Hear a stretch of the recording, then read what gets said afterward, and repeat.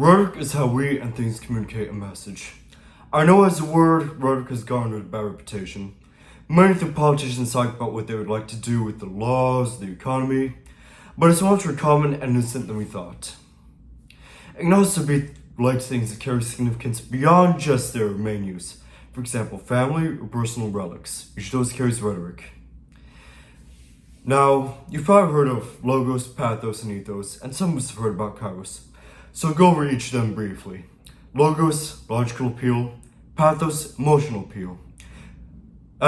Ethos, trust appeal. And kairos, appeal to urgency. Now, each of these can be related to rhetoric through context.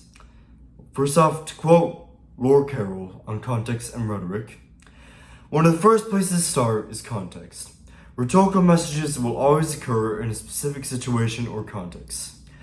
The president's speech might respond to a specific global event, like an economic summit. That's part of the context.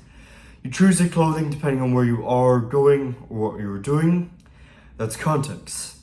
A television commercial comes on during specific programs and at specific points of the day. That's context. A billboard is placed in a specific part of the community. That's context too. Now, each item carries its own context and personal appeal, those giving the items its own form of rhetoric, way to communicate a message. Now, what are these two items? My Mission Youth Church and my grip strength trainer.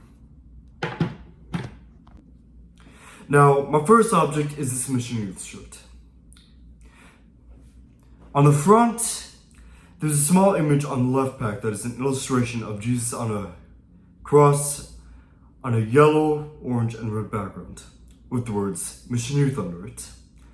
Now on the back, the image isn't large, but the words under it instead say, "Be not afraid." Now, how did this shirt gain rhetorical significance to me? I got it as sort of a uniform for Mission Youth. They gave me this so that our members could be easily identified.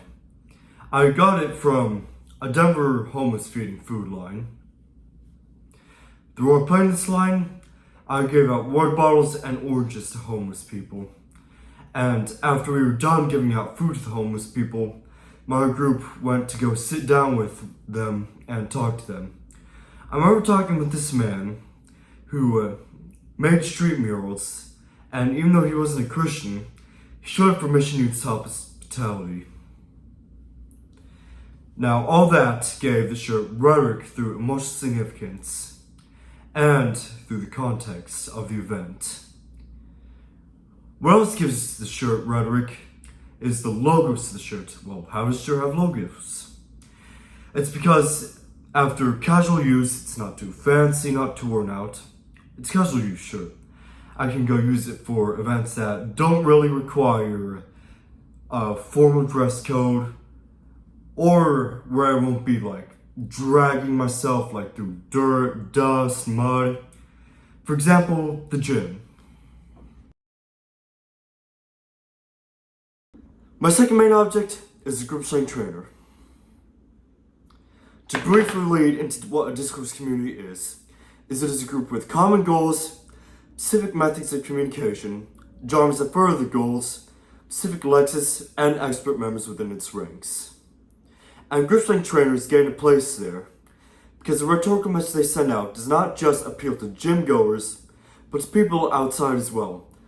What is the appeal? The appeal of assistance. As they help not just the size of your forearms, but they also serve you to make sure your grip isn't what's limiting you in your exercise. Take for example, the lateral pull down. An exercise where you use your back muscles to pull a bar down to your chest. Although your main goal is to exercise your back muscles, your grip is pretty important. As with the weak grip, your grip will break first before your back muscles can truly hit failure. Now, I'd like to tell you a little bit about my first grip strength trainer.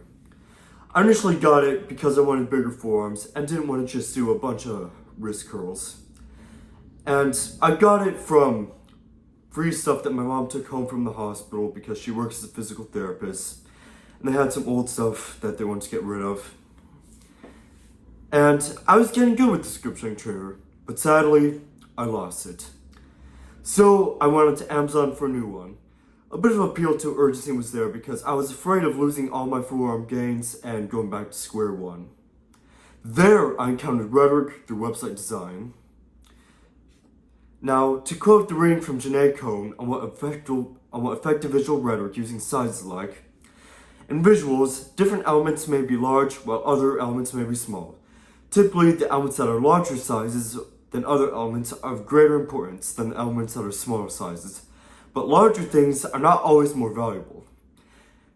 The other elements in the visual may visually draw attention to smaller size items so that we don't lose sight of the smaller parts of the visual entirely. Large images next to small images may also be used to help us compare two parts so that we can see how they are related to each other. To summarize, while large images are meant to get our attention, what's important to utilize is what's nearer or smaller than the large image. Now, this has a little bit of appeal to ethos as well. As with the product page, there is a video of a very in-shape man demonstrating how he uses the products. Just like how we would trust a dentist with toothbrushing, we would trust a ripped guy on exercise. That is rhetoric through ethos. Now, to go over the images right here, you can see the reading in full effect right here as they have an enlarged image of the grip strength trainer, but also smaller images going over what its features are.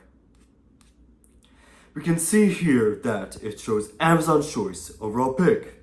Again, appeal to ethos, as it shows that many people like this thing, and even Amazon trusts it.